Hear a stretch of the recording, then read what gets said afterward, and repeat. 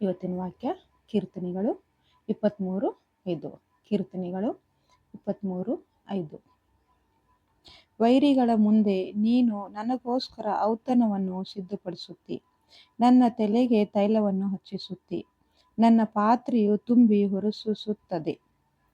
ಇವತ್ತಿನ ವಾಕ್ಯ ದೇವರು ನನಗೆ 2 ವಾರದಿಂದ ಕೊಡ್ತಾ ಇರೋದು ವಾಕ್ಯಗಳು ವೈರಿ ವೈರಿ ವೈರಿ ಎಂಬುದಾಗಿ. ಗೊತ್ತಿಲ್ಲ, ಅದರಲ್ಲಿ ಸೈತಾನನೂ ಕೂಡ ಇರ್ಬೋದು, ಮನುಷ್ಯರೂ ಇರ್ಬೋದು, ಫ್ರೆಂಡ್ಸು ಇರ್ಬೋದು, ಕಲೀಗ್ಸು ಇರ್ಬೋದು.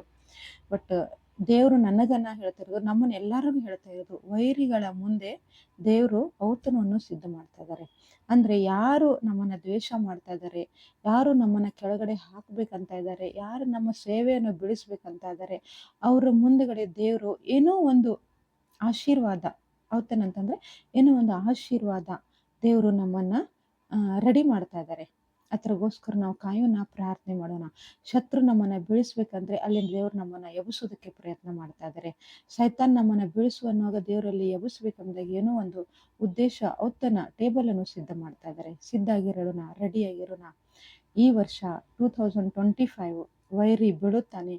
2026 ನಲ್ಲಿ ನಾವು ಎದ್ದೇಳ್ತೀವಿ. ದೇವರು ಈ ವಾಕ್ಯಗಳನ್ನು ಆಶೀರ್ವದಿಸಲಿ. ಆಮೇಲೆ